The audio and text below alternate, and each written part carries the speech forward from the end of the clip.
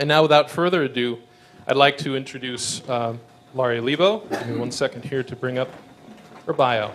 Lauri Lebo spent 20 years as a reporter, covering everything from the investigation of two 30-year-old unsolved murders that changed the accepted narrative of her hometown to the last Confederate casualty 135 years after the Battle of Gettysburg. In addition to The Devil in Dover, she's also a contributor to the Oxford Handbook of Religion and the American news media on the subject of evolution, creationism, and objectivity in the press. She was a blogger for Religion Dispatches about creationist attacks on evolution, education, and has written for Scientific American, Washington Spectator, and Public Eye. She's now an activist for public education, working in communications for the Pennsylvania State Education Association. Also, she's a proud card-carrying member of the ACLU and served 8 years on the Pennsylvania ACLU Board of Directors. And please give her a welcome while she takes the stage. And I just need about 1 minute to flip our slides out. Please welcome Lauri Lebo.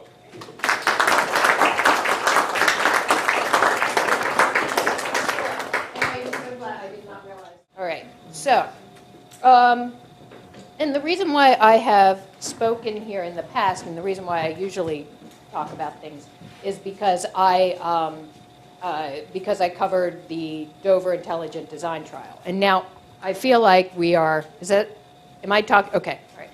And I feel like that's now become history, and I can no longer assume that everybody knows about the Dover Intelligent Design Trial. Is everybody familiar with it? Not. A lot of people aren't. Okay.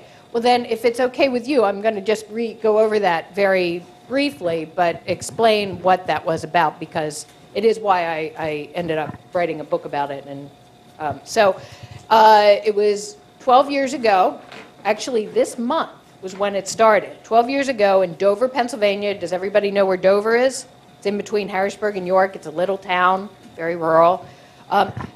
Okay, just as an idea, how many people, to connect you to it, how many people heard about the African-American women who were golfing recently? And yeah, that was Dover. I'm really proud of Dover. I live on the other side of the mountain, so. Okay, so, but back in 2005, the Dover School Board in Dover rewrote its science curriculum to include the concept of intelligent design. Is everybody familiar with intelligent design? You're not? I'm sorry, who said they weren't? Okay, well, I'll talk a little bit about that. So they included it, and this was the first time this had happened anywhere in an official capacity in the country. And in 2005, it became the first constitutional test case of this notion here in Harrisburg, in their state capital, where its defenders claimed it was a rival to the theory of evolution. But in fact, it was revealed in federal court to be nothing more than revamped creationism. So it was basically creationism light. Fortunately, 13 parents and teachers defending religious freedom, the First Amendment, and science education stood up to this local school board, to the religious bullying, and they sued the school district with the help of the ACLU, the attorneys from Pepper Hamilton, and the Americans United for Separation of Church and State. Now, I don't know if everybody remembers, this was a huge deal. This was huge. This was actually, the case made national and international headlines. On the last day of the trial, there were news crews from Italy and Germany on the courthouse steps. And plaintiffs were heard on newscasts from as far away as New Zealand and Indonesia. This was a big deal. Back then, I was the education reporter for the York Daily Record. So I covered the trial and the events that took place in my backyard.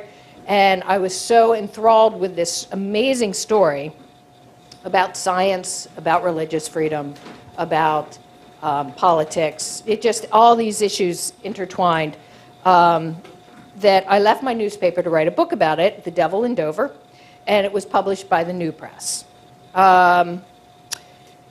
Now, quite a few years have passed, and it's funny because when I've given this talk fairly recently to high school students, and this was about high school, they were just little kids at the time. And they have no memory, obviously they have no memory of this. So it's always amazing to see how time has passed.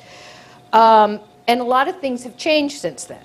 One of the biggest things that I think has changed since then is, like I said, this was sustained news. This led the decision when Judge Jones, who was an appointee by George Bush, when he issued his decision that intelligent design was merely creationism, this led the national news that night. It was the top story.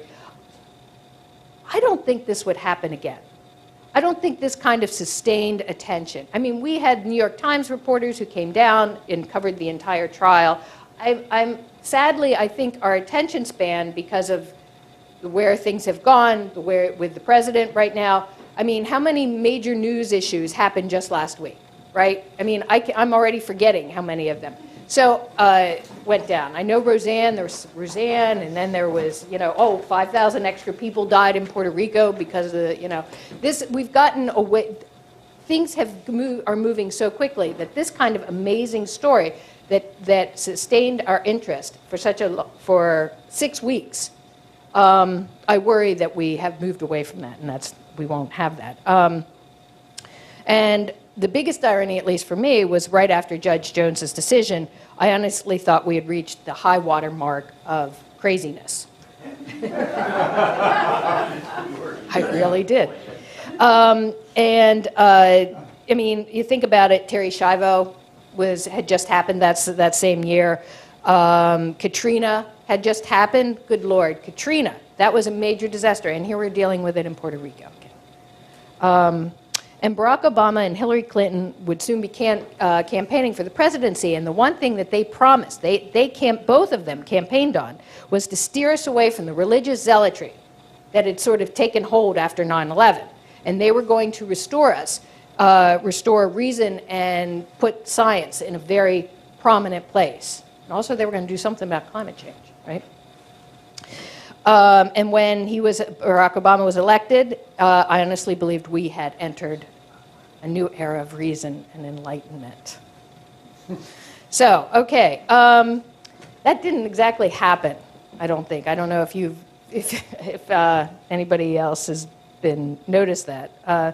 Anyway, the trial was life-changing for me, and it took my life in directions that I never thought it would go, and made me see the world differently. I wasn't that focused on science back then. I was an education reporter. I appreciated the First Amendment, but that kind of fascination with science I just didn't have at that point in my life, and but that changed me. Changed me in a very, very sincere, very poignant way. And in addition to writing about the trial and the amazing testimony during the trial from scientists, parents, and teachers, of writing about the political divide in the Dover community and the school board members' clear religious motivations as they were trying to force religion into science class, which is long. And then also I covered the Discovery Institute, which is the think tank, which has long led the campaign at the national level to sneak creationism into science class. But in addition to that, I also wrote about my father, who ran a fundamentalist Christian radio station, and with whom I fought every single day during the trial, because about who was right and who was wrong in this case, and who, as I tried to make him understand, who in the Dover Intelligent Design trial was lying for Jesus. And when I wrote the book, I chose to include his story and my relationship with him because I saw it as a mirror that was taking place and still continues to take place in this country of this divide, and how painful it is to appreciate science and reason and the First Amendment and religious freedom, and to have family members who you love so deeply be on the other side of it. And so I used this. I knew this was playing out in Dover and across the country, this division back then. So I used my father in the book to illustrate that. And I'm going to talk about him today, but for other reasons. The reason for doing so is because of our shared genetic makeup and my experience back in 2016 that had me thinking about my father's death. Because since then, I have had to wrestle with weighty concepts, two of them: the price of putting one's faith in God over science, and can one still find meaning as an atheist in a near-death experience? All right. My father was a devout Christian, as I said. The thing is, though, the year before he died, which was also going on during the trial, he was having heart attacks, but he wouldn't talk about it because my father was a faith healer. And he ignored our pleas. He actually was doing missionary work in Haiti, and he, with my mother at the time, right before the trial began, and he suffered a heart attack. My mother knows it because he was sweating, and he could barely breathe, and she knew she didn't want him to stay in Haiti. She wanted him to get back to the U.S., and so she was kind of like pulling him through the airport, trying to get him back. And she said, as soon as we get back, you're going to the hospital, right? And of course, because my dad is not only a faith healer, but he's also seriously bullheaded, or he was, he refused to go and said he was fine. And he prayed it away. That's what he did. He went to church, he went with his friends, he did faith healing, he had people lay hands on him, and he was going to fix his heart. And we were pleading with him, just constant. And 1 week after Judge Jones issued his decision, my father was in Cumberland County Prison, where he would go and witness to the inmates there. And he was witnessing with one of the prisoners, and the prisoner recalls that my father was talking to him, and then he looked over the guy's shoulder and just got a faraway look in his eye.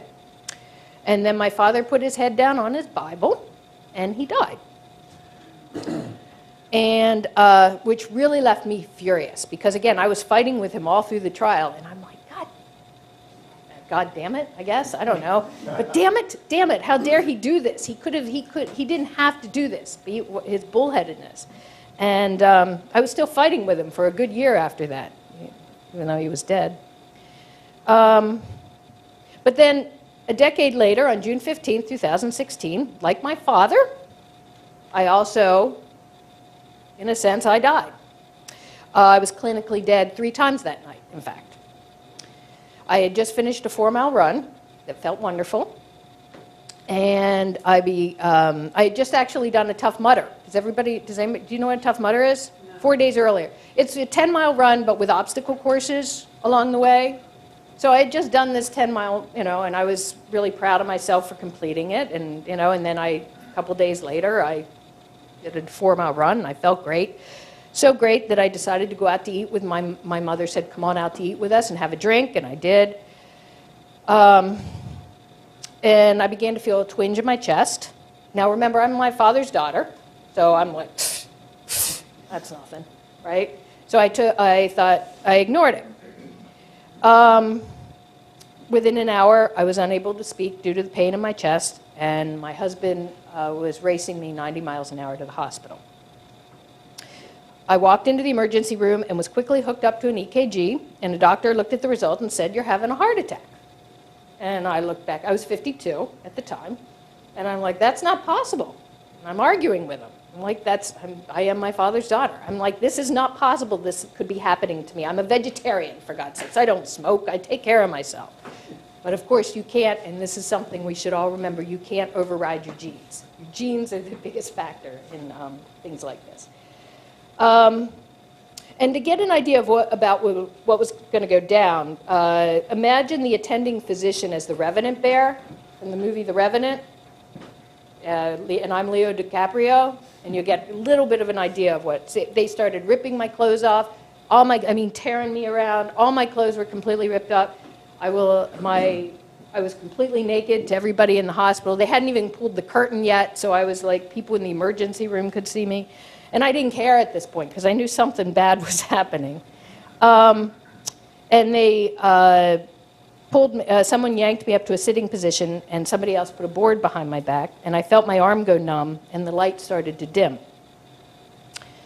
I heard someone say, she's going under, and someone else rushed in and led my husband out of the room. And as he's being led out, I look at him, and he doesn't turn around. I'm waiting for him to look back. And he did it. I'm like, why isn't he turning around? Why isn't he looking at me? And that's when I realized he doesn't know. He doesn't know that I'm dying. My ride's here. This is what's happening. And that was the last thing I saw before I lost consciousness. And see, what I had at that point, now I was having a heart attack, but I was also having a cardiac arrest, which is not the same thing as a heart attack. With a cardiac arrest, it's the electrical impulses in my brain in a desperate attempt to stay alive, will do just about anything, disrupted the rhythm of my heart. So in a way, your brain kills your heart. It like shuts your heart down, because, which means that I was what the medical community refers to as being clinically dead. So you're saying that's not the most intelligent design? It is not. The heart, yes, none of this is intelligently designed. It's pretty obvious. The heart itself is not intelligently designed. You ever talk to a cardiologist, they'll talk about what a mess this is of all these retrofitted, arteries and yeah, everything. It's amazing how poorly it's designed. And so my husband and brother and mother were listening outside, and they could hear the medical team working to revive me. And they heard them performing CPR, which broke my sternum, by the way. When I say I felt like Leo DiCaprio with the Revenant Bear, I'm not kidding. And someone shouting clear as the defibrillator shocked me back to life. Now, I was unaware of this drama. I had no idea this was going, because I was somewhere else. What came next I can only describe as my near-death experience. And for almost everyone else, a near-death experience is interpreted as a glimpse of the afterlife, right? That I was somewhere else going into the afterlife. And because how can you be a secular person and have a near-death experience? It doesn't make sense to many people. But is there another way to process this, right? And quite honestly, I find it risky to talk about. I talk about my heart attack, I'm okay, but when I talk about my cardiac arrest and this near-death experience, it's very risky, because I've tried talking to several people different people about it, and they immediately interpret it through this worldview, that this is proof, right? So I can't have like a rational discussion with anybody, but yet this is something that was so amazing that happened to me. It really permanently changed me, and I'll talk about that. Rewired my brain somehow. I can't quite explain it, but I want to be able to talk about it, but they immediately go to, well, that's God. Look at that. Look at God. And it's heaven. You were going to heaven. And it's like, oh, shit. No, I don't. I want to have a real conversation about it. So I really enjoy talking about this to groups like this, because it feels like kind of a safe space. I actually had to mention it to one woman who I didn't know at the time was a Reiki master. And she immediately gave me the book, Proof of Heaven, A Neurosurgeon's Journey into the Afterlife. And I'll be honest, it kind of made me feel disconnected from her, But, so I like being able to talk to groups that can hear, that I feel comfortable and safe talking about it. So, is just show some slides about near-death experiences. And, okay. Now, I want to point out this. I gave this talk back in PastaCon in the fall, and I did it with Margaret Downey. Who knows? Everybody know Margaret Downey, really prominent atheist, and Andrew Newberg, who's the director of research at Marcus Institute of Integrative Health at Thomas Jefferson University. Okay, and these are pieces of his slides. So I want to make sure I give credit to him, because he has done immense research into near-death experiences. He's kind of the expert out there and analyzing them. And here's some of the core components: the tunnel, seeing the deceased relatives. And does everybody understand when I say near-death experiences what that means? I mean, you've seen the books and all the movies about how this is proof of heaven? Yes. They're not necessarily all the same, are they? I mean, this sounds like it's a cookie-cutter definition of need. They're different components, and like mine's different than a lot of other people. So yeah, I agree with you. These are examples that people report. And the big challenge with researching them is because how do you know if somebody really saw it? How do you know if this is something that they interpreted after the fact? The brain's a very complicated thing. So he has attempted to actually study them by compiling tons of data on this. And these are the some of the core components that people have reported. Most near-death experiences are transformative. They don't always, but often, conform to religious teaching, And in his research, people tend to become more spiritual and less religious, which is interesting. And it radically changes beliefs about self, meaning in lives and relationships. All right, and they can, according to him and the research that he's done, it can happen in an instant. Like somehow we see the world differently when we wake up. Okay? And I'll talk a little bit about that, but that was what happened to me. All right, so the court, again, the sense in affability, hearing the news of one's own death, feelings of peace and quiet, noise, dark tunnel, and the out-of-body, the classic out-of-body experience. So, Would you kindly define ineffability? you know, as I was reading that just now, I went, I'm going, please don't, I'm just going to read it and hope that goes past. I'm sorry, does anybody? Incapable of being expressed or described in words. Okay. Oh, wow. Okay, there we go. There we go. And that's interesting, especially for me, because that's something I have struggled with. All right. Meeting others, the being of light or entering into the light. The review of life events, the border, and coming back. Okay? If we could just keep coming. And then I'm going to just go through this, and then I'm going to talk about what I experienced. Knowledge of one's death, clarity of thought. These are the ones that the anomalous experiences, and that's where you are kind of in the next room, that, or in a place that, how did this happen? You know, like, how were you able to see this if it was really, like, how could you be in the next room looking down? How can you look down on yourself and see, and report things that were actually happening? Here's an interesting one. Some hallucinogenic drugs produce experiences that have many characteristics of near-death experiences. All right. They typically occur when one is near death, but not always. It can be a very traumatic experience, and I think that's an important clue here, at least, and again, I'm no expert other than having had one. States of cardiac arrest. A lot of the studies, they like to use cardiac arrest because it is more of a controlled, a slightly more controlled environment. And like I said, it doesn't always have to be a real life-threatening. People who've been in avalanches have reported that. Okay. Many theories about the origin of the near-death experience. Effect of drugs, hypoxia, and then, of course, the soul leaving the body. All right, that's another theory that people have. No one explanation answers all these, and there has been no real explanation for the long-term effects of near-death experiences. All right. Now, according to Dr. Newberg, one of the most amazing aspects of these, from a brain perspective, is how they can be so life-changing and so transformative. A lot of people don't fear death and have a new way of looking at things. People usually become more spiritual and less religious, which is interesting to me because that's not what that's not the stereotype that I was familiar with.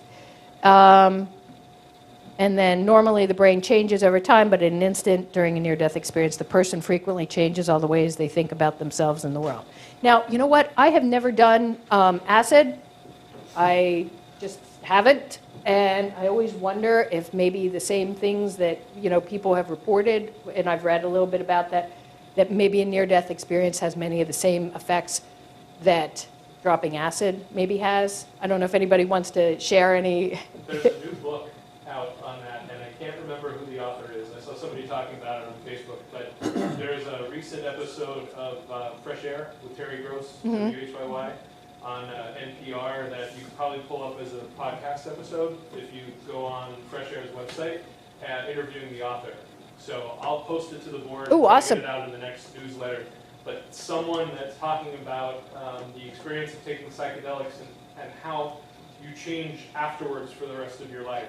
I heard that. I heard her give that. I heard that interview, and it was amazing. And that's actually where, I think it's a repeat. I think it was from before. I think it was even before my heart attack, and so I didn't. But yeah, yes, please, I want to see that. The author or the book name? No, I don't. But I remember it being fascinating.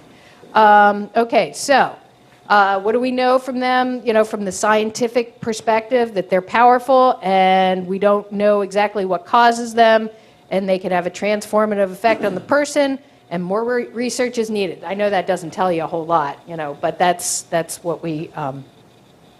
So, I'll give you a little bit about how I sort of saw it then. So, I didn't have the light, and I didn't have the dead relatives, but I did have a sense of soaring.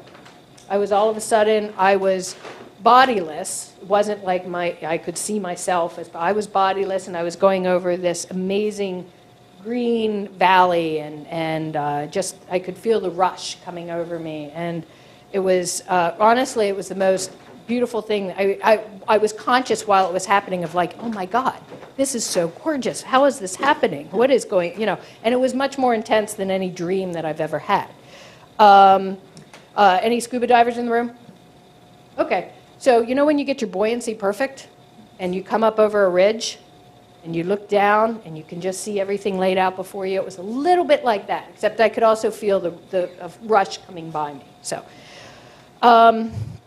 but the moment I came back, I awoke to a feeling of euphoria and well-being just washing over me.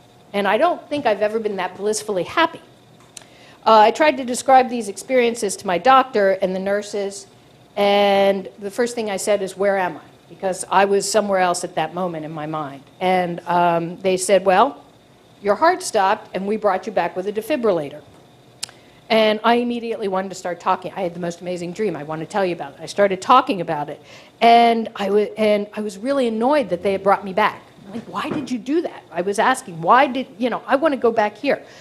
And they were just, they blew me off, really. And they just totally, which I'm very, very thankful for, because they were preoccupied with other things, moment, like keeping me alive, which was good, because as they were taking me into surgery, my heart stopped 2 more times that night.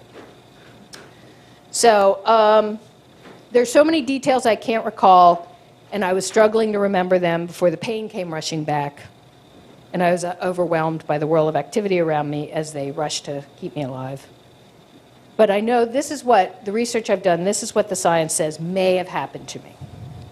Now, noradrenaline is a stress hormone produced in a section of the midbrain that is highly connected with brain regions that mediate emotion and memory, such as the amygdala. And also, and I talked about acid, a lot of drugs like ketamine can mirror that euphoria often described in near-death experiences. Ketamine triggers the opioid system in the brain and causes hallucinations and out-of-body sensations. The same systems can be triggered naturally in animals when under attack, when under stress. Because I put my faith in science and an amazing medical team at Harrisburg Hospital, and because I listened to my family when they said, go to the hospital, I get to be here today. And for so many people who I've talked to, this just isn't enough. I've had several people argue with me over this, that my 3 clinical deaths are proof of God's existence. And I always think, if God really wanted to keep me alive that much, why did he make that poor medical team work so hard that night? I was told that I was one of 3 cardiac arrests at the hospital just that night, and I don't know who lived, and I don't know who died of those 3 of us. But I'm going to bet the odds are pretty good that we didn't all make it. And I'm a nice person, or I try to be. And I try to do good things in this world. And I'm not comfortable with this notion that God liked me better than the other people who came in that night. It's actually pretty scary. I don't want that responsibility on me. And my heart breaks for those who put all their faith in God, and all of us who have paid the price for this refusal to accept the science and reason, like my dad, like the parents who refused to vaccinate their children and realize their mistake too late, and for the people who argue against climate change even as hurricanes bear down on them. And the fact that I understand it was my brain firing off dopamine and noradrenaline, perhaps in a desperate attempt to stay alive, rather than a glimpse of that afterlife, doesn't make what I saw any less beautiful or meaningful. No less than the fact that love is a reaction of oxytocin and other hormones triggered by our DNA. and that the people who stood up for the First Amendment in Dover did it out of a sense of altruism, perhaps formed from our evolutionary need to pass on our genetic material. Doesn't make what they did any less meaningful. As I poked around different peer-reviewed studies and papers on near-death experiences, I ran across a mention in Lancet that people who have legitimate near-death experiences are likely to report having the same initial sense of well-being after cardiac arrest 6 months after. And that's what we talked about, that this sense of well-being. If you report a legitimate one, that gratitude can stay with you. It was definitely true for me. It was amazing how it had reordered my brain. That I wasn't actually the most cheerful person going into this. And yet, when I came out of it, there was this, I would be overwhelmed by feelings of gratitude so great that I would be all of a sudden moved to tears. And I struggle. I do. I continue to struggle to hold on to that. I don't want to let that go because that was such a gift, actually. I mean, if it's possible to think of 3 cardiac arrests being a gift, I could think it almost was. But here's another point I really need to make here. If I had waited 10 more minutes, and I did want to wait 10 more minutes, but if I had waited 10 more minutes, my first cardiac arrest would have taken place outside the hospital. 10 minutes after I got in is when it happened. And I would have died. Because the odds of surviving a cardiac arrest in a hospital is roughly between 20 to 30%. And outside a hospital setting, it's only about 6%, 6 to 8%. So the odds are not good. And why do I bring that up? Because if I did not, I had good health insurance. I have amazing health insurance. Are you a member of PSEA, by the way? Are you? Awesome. So you probably have decent health insurance through your job. Okay. And I have really good through my job because I work for PSEA. And if I did not have that health insurance, I could easily see waiting an extra 10 minutes just to make sure. Because my hospital bill, the insurance they paid was $75,000. Without insurance, I checked the price, the billing, it would have been twice as much, $150,000. So I'm here because I have good health insurance. 10 minutes, a 10-minute sliver of time in health insurance, right? And those who don't have it or won't have it, if it's taken away, I can easily see that 10 minutes is going to be what separates them from living and dying. As for me, the fact that I'm here, that I made that 10 minutes, if I hadn't, when I saw my husband leave the room and I'm like, this is it, my ride's here, part of me did look back and thought, okay, I've done pretty well. I had a good life. Lots of people love me. I love a lot of people.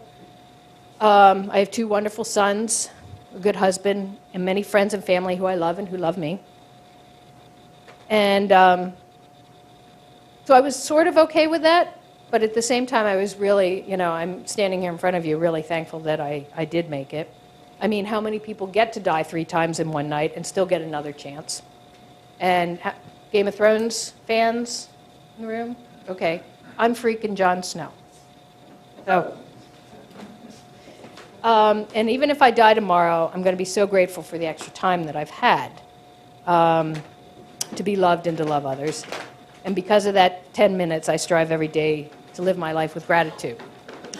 By the way, just for instance, some kittens, a very pregnant cat showed up at my door, a stray, the other day. And she, in a couple weeks, gave birth to 9 kittens.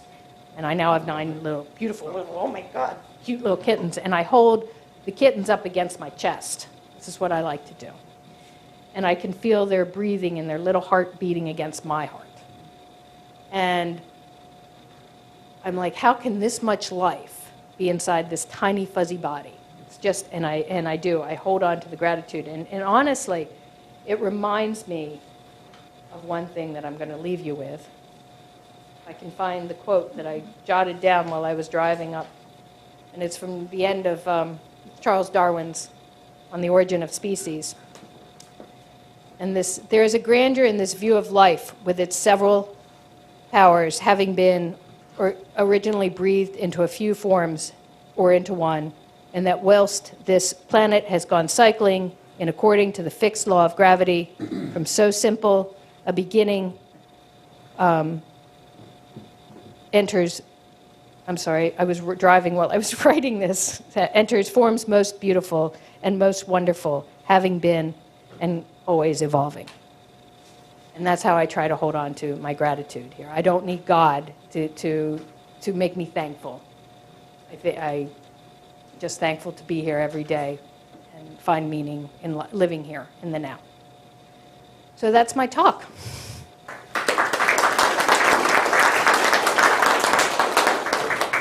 Laura, we have plenty of time for Q&A if you're willing. Okay. All right. Let's do it. So please keep in mind, I would like you to use the microphone for the benefit of Lauri not having to repeat the question so that we capture it on the video. I saw a hand here from Steve. I'm going to start with him. I'll come back to you, Donna. Thank you very much. It's a wonderful talk. I have a question on, I saw, I think, twice in your slides. It said you or people in general, maybe not you necessarily, become not necessarily more religious, but more spiritual. Yes. In that context, or in any context, what's spiritual? It's an excellent question because this was Dr. Newberg's slide on that, and he brought that up and he discussed that at PastaCon, that they tend, and as I recall him talking about, that they tend to shy away from the formal religion, but they don't give it up completely. Now, I don't feel that I'm more spiritual because I don't really connect with that word very much. I still, if anything, I've become a stronger atheist since then, if that's doable. But I have, because I became fascinated, just like I got fascinated with the evolution from the Dover trial, I became fascinated with what is actually happening, what did probably happen in my brain, what was going on, why was this fire, why was my brain shutting down my heart. And there's a lot of research that needs to go on that, but one of the other things that he reported in the slide is that people don't have the words to describe it, to describe what's happening, and that is something I also struggle with. So perhaps it's people who feel they don't have the language, so they report spiritual. I mean, how many, I have a lot of hippie friends, and they always say, I'm not religious, but I'm spiritual. And, I'm like, well, what does that mean exactly? So that's possible that it's just struggling to find the right words. I don't know. That's my theory. Does that answer it? Does it? Yeah, it's tough because I have people that say that also. Right. Right. What does that mean?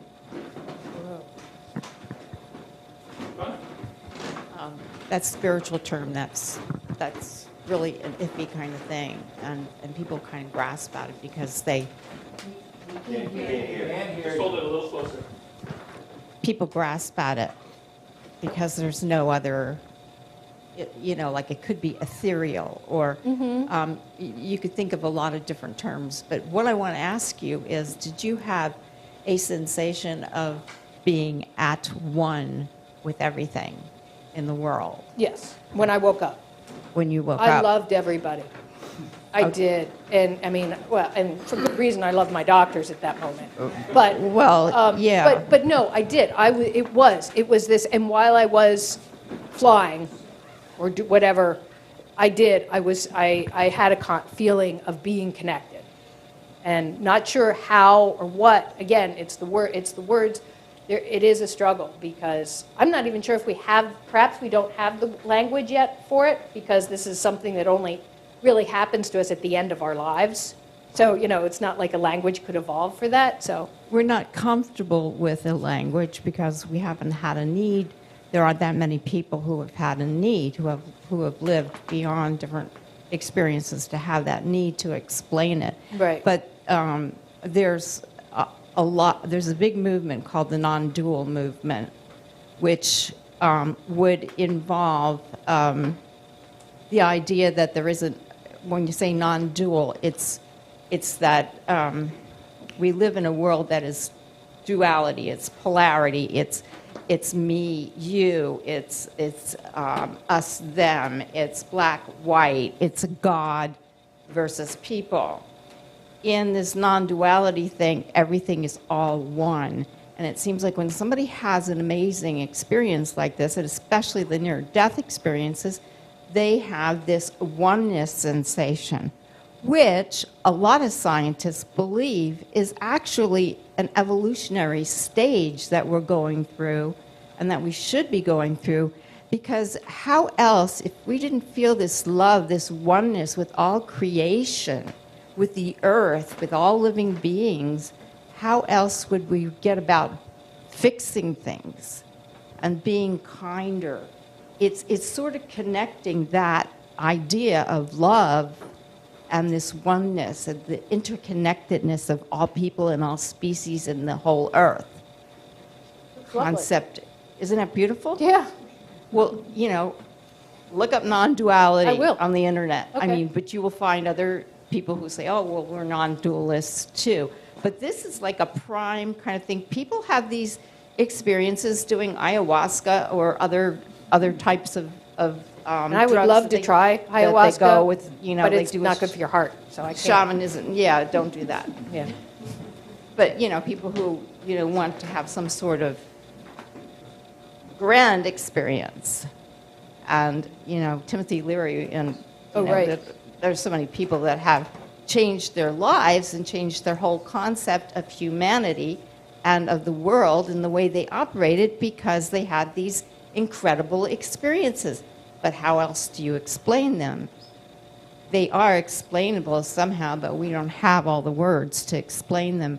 But there is a phenomena, there is a trend, there are a lot of people who are feeling very hopeful that those people who are holding on to this, trying to maintain this idea of this oneness, this interconnectedness, is our hope for the world, and that people are being encouraged to talk about it.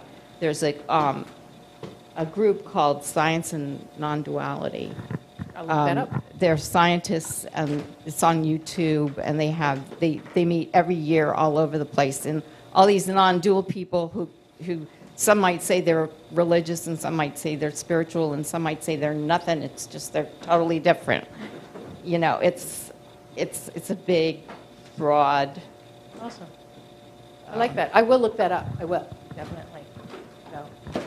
And by the way, you want to talk about just a very quick connectedness, but is that when, in the middle of all this happening after I woke up the first time, there was a woman who I found out later, she just works in the cath department. She's just a technician, and she saw me like looking around, trying to take information, figure out she gets down on her knees, and she looks at me and she says, look at me, you've got an incredible medical team. Pay attention to me, you're going to be okay because these guys are amazing. And she could have said to me, you look at me, God's looking down at you, you're going to be okay. She could have said that, and she didn't, and it meant so much. And I'm like, that was an amazing experience having her say that to me. So, yes. Well, we had one hand over here, and then I'll come back to Okay. Eve if that's okay. Yeah. And then I found that book, and Adam gave me another one too, so I'll talk about that in a little Awesome. bit. So I have 3 questions. So first of all, you said that your heart stopped 3 times. So you had 3 different experiences? No, because I was then in surgery. So I was not awake. So you were drugged? Yes, at that essentially, point. right? Yes, I So- have no memory of that, just the first time. Okay. And then the soaring feeling that you had, was that like, did you feel like a bird? When you said soaring, I'm thinking of a bird. Well, I I'd don't know always what, dreamed again, of that. and getting back to language, I don't know what a bird feels like. I can only work off my other experiences, and like I said, that coming up as a scuba diver was close, but it doesn't quite capture the soaring. But there was movement, lots of movement, and it was really fast, and it was just so green with valleys and below me. And then, so they did surgery. Yes, a stent. They put a stent. Okay, so they stopped your heart, assuming, or it was already stopped. I mean, I don't know how. Usually, don't they stop Well, your heart they to do weren't those putting it in things? my heart. They were putting it in my artery because Okay. my artery had So they collapsed. didn't really do heart surgery. And by the way, I did not know this at the time, but most heart attacks, especially for people who are a little younger, it wasn't a slow blockage. It went from, not much of a blockage to a full blockage, which is how most heart attacks happen. I did not know that. A piece of calcium breaks off, and then the blood clot blocks it completely. So that's what caused it for me. And so people might want to pay attention to that you can go from like 0 to full 100% blockage really fast. Well, and then that was my last question. Had you had, in the past, any stress tests, or had you had your heart checked at all previously Yeah, I to went know to my that? doctor. I had no reason to be put on cholesterol medicine. No, everything was good with me. I Really? was fine. So it was bad genes. My mother also had a heart attack 6 weeks after my father died. So, and she has 7 stents. So, yeah, I have bad genes. But yeah. I'm going to come back to Eve and then Brian. I was in Charleston at the panel you were on. Okay. Oh, at Posticon? Yeah. Okay. Or Posticon. Yes, yes. Posticon. And I was interested in what the neurologist had to say, the one from Jefferson. Yes, Dr. Newberg. Yeah. He seemed to explain how this was happening in the brain, physiologically. Did you have any thoughts about that? What he said, yeah, which is I talked a little bit about that, and it's, the noradrenaline, the adrenaline that kicks in really fast, and it causes this feeling of euphoria, but it's also trying to keep my brain alive. It's trying to keep it functioning, so it's the adrenaline just kicks in major. Yeah, and I will tell you that right after that, I cornered him and I ran my experience back down in more detail. Am I making sense? Is this this is my theory? And he goes, yeah, you're on this. But yes, it's an attempt. Your brain is trying to stay alive. So it's this shot of hormones and adrenaline, but unfortunately the consequence so often is that it stuns the heart and shuts the heart down, and that's what causes the cardiac arrest. It's an electrical disruption. Thank you for your talk. Thank you. Maybe a little bit of a non sequitur, but could you speak to, any of the challenges that you have confronted as a non-believer and perhaps as a woman in the journalistic field, given the topics you've been pursuing? Well, I'm not, right now I work for the teachers union, but you mean in the past when I was covering this? Well, interesting part of the story, and I write about this in my book, is that when the Dover intelligent design trial was going on, it's a conservative community, and I worked for a newspaper, the York Daily Record, who was the editors were very concerned that we would offend our religious readers. And I was constantly warned to be fair and balanced in my coverage. And I thought, you have to think at the time, fair and balanced was still not 100% taken over by Fox News at that point. It was pretty cool. But I'm like, yeah, of course I'm going to be fair, and I'm going to, but to me that meant, in the interest of intelligent design, there was no evidence that was put on during the trial. It was all reviewed. But then this overwhelming body of evidence was discussed for evolution, right? So I believed very strongly that it was my job to put it in that context. It's not my job to go through my notebook at the end of the day and find the best quote the strongest quote for intelligent design and the strongest quote for evolution, and then slap them both in and then let the reader figure that out. However, that's how my editors interpreted it. And again, for people who remember the trial, the first half of the trial was all about the scientists for evolution. They put on their case. It was amazing. It was fascinating. I learned so much about whale evolution and where they came from, and the bacterial flagellum, and just all these amazing things. But and I wrote about this on the first day that the concept of intelligent design was then on trial, put on.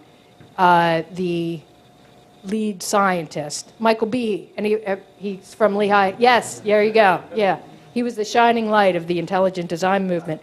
He testified during that trial, and he was eviscerated by Eric Rothschild, the lead attorney. Just eviscerated. He admitted on the first day of the trial that that for for intelligent design to make sense, you pretty much had to be a religious person. So he did a bait and switch. It's like it makes sense as long as you believe in God. He admitted that. He also said that we need to redefine what's the scientific, we have to redefine the scientific method so that astrology would also count. This is the first day. This is their best case. And this is the first day. And he said astrology would be accepted as scientific theory. And so I went back to the newsroom and I wrote this, like that it was his turn, Michael Behe's turn to, give his best evidence for intelligent design. And he could not produce it. And then I wrote why. Because that's what happened. And my editor calls me right at deadline and says, I'd like you to maybe rewrite your lead so it's more positive for intelligent design. And I said, I can't. Surely they had something that positive you could say. And I said, no, he eviscerated him. Eric Rothschild eviscerated him. And he's going, well, can you maybe just, and we went round and round. And I thought I was going to be taken off the trial at that point. I was really scared because they didn't like me that much. So, because fair and balanced, that's bullshit, what you're saying. I mean, I was mad at that point, and so I really thought they would. So that I was afraid of. But in the end, they did not, and I was able to do it. And then when I got a book deal, I asked for time off from my editors, because that's a good, right? It used to be when you got a book deal when you were a reporter, that's a good thing. The newspaper likes that, because that promotes you've got good reporters who can get book deals, And they're like, no, we're not going to give you the time off. And I said, why not? And he goes, well, we're not happy about this. And I said, what do you mean? It's a book deal. You should be kind of proud of me, or. And he said, well, maybe for big city papers, but for us, for a small town, where I'm just worried about what our readers are going to say. So that's my experience with the York Daily Record. Shh, don't tell them that I said this. Yeah, they're owned by Gannett now. Yeah.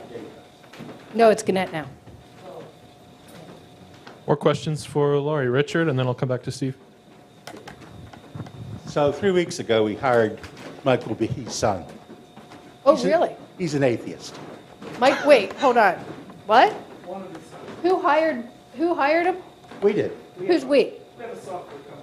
Oh, awesome. So you hired Michael Behe's son, and he's an atheist. I think I remember hearing something about that. And how's that going? Awesome. Congratulations. And we have you a talked to him? philosophy major who was also homeschooled, and he believes exactly the opposite. These conversations go over the cube walls all the time. It's sort of like pandemonium, and I just sit back and laugh. That must be interesting. Wow. All right, I'll come back to Steve, and then I'll mention those books. Okay. And then maybe we can wrap up. Thank you. Two related questions. I think there's a lot of things to be concerned, to put it minimally, about right now in the world and our country. But one of my main ones is the lack of belief in science, to put it mildly, the attacks on science. So if you could just speak to that, where that, in your mind, and I guess also as connecting with PSEA, where that's came from. Oh, and the second aspect, that's not an easy answer. The second question is, where is intelligent design right now, especially given the anti-science? I haven't heard much about it since I heard Behe speak here in Lehigh Valley about 13, 14 years ago, but it just seems to be gone, or is it just sitting there waiting to sort of re-escape? I'm going to talk about that one first, because this is something that I see what happened. And this is something, as my work with PSEA, that I've also seen happen. Intelligent design is, as a formal thing, is dead in the water. And this is actually something that's because the Discovery Institute, who I said is the think tank for intelligent design, they've always been about this. They push intelligent design, and then the minute that it looks like it's going to go to court or there's going to be some kind of, they pull back and say, no, just talk about teach the controversy. That's their big thing, teach the controversy. We're not, again, it's fair and balanced.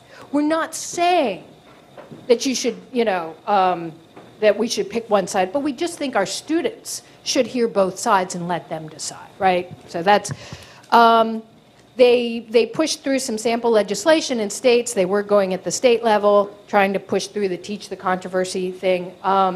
They had, I guess, Tennessee got it through, and Louisiana, I believe. But they really haven't had much success on that. However, they don't seem to be trying very hard anymore, and my theory is, and it's pretty clear that there's a lot of evidence for that, is that they're going a different route. They're trying to privatize public education. You're all familiar with Betsy DeVos, right? Okay.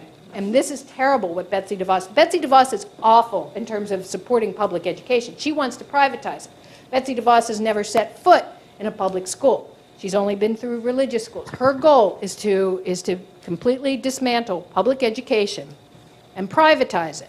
And once you do that, then these private schools or these corporate, I'm not opposed to necessarily charter schools, but these corporate-run charter schools, these mass ones, they're also going the same route, that they get tax dollars now from our local schools.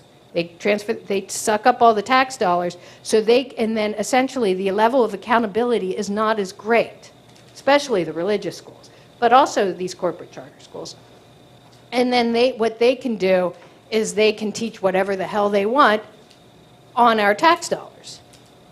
There's a big problem with that too, is that it's hard to go after these cases to make that argument, because the people who are sending their children to these schools, in most cases, want to have their kids taught creationism, anti-climate change, this kind of thing. So then that frees them, so they can,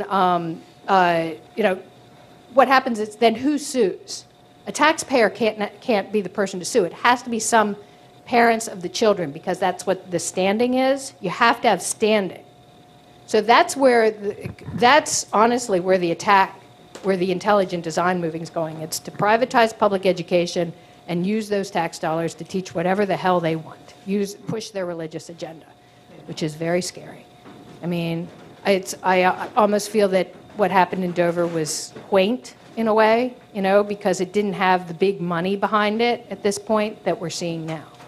So as that relates to science education in the country, it's very frightening.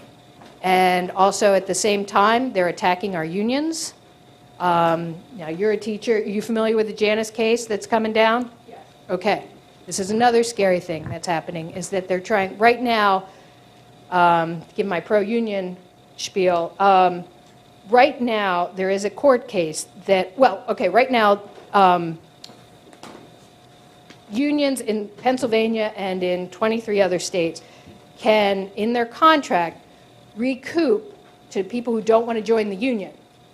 They can recoup the cost of, we still have to represent them, all right? So they still get the benefits of being, having a good contract. They still, the money that comes with that, the health benefits. They still have the strength of the contract in terms of grievance issues. If, for instance, they're mistreated, a non-member, they're still allowed, we still represent them. All right, so we are allowed to, in locals' contracts, we are allowed to have, it's called fair share. And that allows them to recoup the cost of, so it's like 70 to 80% of the dues. But because these people are not, otherwise they're freeloaders, right? They're allowed to make, to sponge off without paying any money in dues. Janus versus Ask Me case before the U.S. Supreme Court is coming down. We're pretty sure it's not going to go well for us, that they're going to make the entire country a right-to-work country, so we can no longer do that. And at the same time that this is happening, these anti-union groups, in Pennsylvania it's the Commonwealth Foundation, they're going to go around and encourage members to drop their membership. And the teachers union, any public sector unions. And so then that means, in addition to not being able to recoup the fair share, we're going to lose membership. And what that does then is that we lose the power of being in the union. And right now, it's for instance, in all the major court cases that have been on evolution, Susan Epperson versus Arkansas, that was the National Education Association that led that. So there have been all these important religious freedom cases and the school level that have gone on, that have been initiated by the teachers' unions. And without them, it's going to be, and without them, and at the same time, we can't push back against the privatization of our public schools. What's going to happen is more and more attacks on science in our schools, and that's frightening. It's very frightening, and I'm upset. I mean, I don't know how I can stress that enough. So. Thank you, Lauri. If anybody else has questions, I'm sure she'll stick around for a few minutes and you can talk to her individually. I do have 2 books to mention. Adam helped me find one of them. And the NPR lead-in to the interview is called After 17 Brushes with Death. You thought 3 was impressive. Wow. A writer reflects on coming back from the brink. It's Maggie O'Farrell, and the name of the book is I Am, I Am, I Am. Anybody familiar with that? Are you going to put that up on the website, or? I will put that, I'll put it in our blog post on the website. I will Awesome. also put it out in our newsletter and on the Facebook group as I'd well. like to see that. And the other one, the one that I was mentioning was, here's the NPR lead-in, Reluctant Psychonaut, Michael Polian embraces the new science of psychedelics. Author Michael Polian, who experimented with mushrooms, LSD, and other psychedelics while researching his latest book, says, I had an experience that was by turns frightening and ecstatic and weird. And I know one of the conversations they're trying to have as a result of this is some level of legalization or decriminalization or further research dollars into psychedelic drugs, because he says it has changed his life, even not using them on a continuous basis. So I just think that's an interesting way to go. Circling back to what Donna was mentioning, if research into these areas helps us tap into all feeling more a part of a community and wanting to help each other and take care of ourselves and the planet, I think why would we want to squash that? So, on that note, thank you very much, Lauri. Oh, one more thing. Sure. I did bring, if anybody wants to buy a copy of The thank you. Devil in Dover, I did bring copies of it. So she'll be at the back signing books. Yep. Thank you very much. And thank you, everybody. Wonderful group. You guys are awesome.